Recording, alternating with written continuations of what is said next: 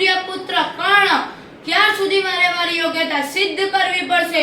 હું આ રથના પૈડાની માફક જમીનમાં ફસાઈ ગયો છું.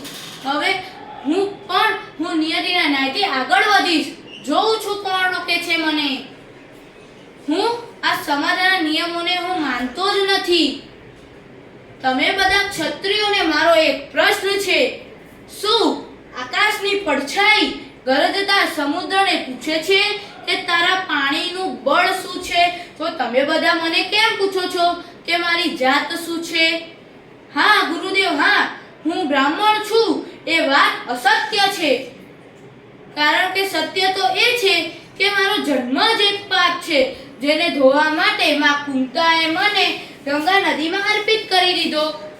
હા, હું એ જ શુદ્ધ પુત્ર છું કે જે રાજા મહારાજાઓને યુદ્ધ ભૂમિમાં તીરોની વરસાદથી બચાવું છું. પણ આ બધા મને નીચ નજરે જોવે છે. હા બોલો બોલો દેવરાજેન્દ્ર, પહેલા તમે મને મીંછી બનીને કરડ્યા એટલે મારા ગુરુ પરશુરામે મને શ્રાપ આપ્યો અને તમે પુત્ર મોમાં આવી મારું કવચ અને કુંડલ દાનમાં માંગી લીધું. આટલા બધા છલ કરવા છતાંય તમારો પુત્ર અર્જુન મારી સાથે યુદ્ધ કરવા માટે સક્ષમ જ નથી. જ્યાં સુધી મારા હાથમાં વિજય ધનુષ હશે ત્યાં સુધી વિજય મારો જ થશે. ભીષ્મ, દ્રોણ આ બધાના છલથી યુદ્ધ કર્યા તો આ ધર્મ યુદ્ધ કઈ રીતે?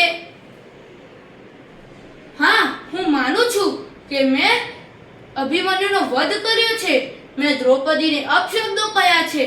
હું માનું છું માધવ, પણ માધવ અધર્મ તો પાંડવોએ પણ કર્યો છે. કયો રાજા પોતાની ઈચ્છાથી પોતાનું રાજ્ય, પોતાના ભાઈઓ કે પોતાની પત્નીને દાવ પર મૂકે છે? શું આ અધર્મ નથી? જો માં કુંતાએ વચન ન માંગ્યું હોત તો કૌરવોની જીત નિશ્ચિત હોત. ઉપરથી શ્રાપો અને પાપોના બોજે મારું રથનું પૈડું રોકી રાખ્યું છે. હવે હું શું કરું મને કઈ સમજવા નથી આવતું. લાગે છે સમય મારી પાસે અંતિમ દાન માંગી રહ્યો હોય. અર્જુન, હું મારા રથનું પૈડું નીકાળવા જઈ રહ્યો છું. તારે કાયરોની જેમ મારા પીઠ પાછળ વાર કરવો હોય તો કરી લે.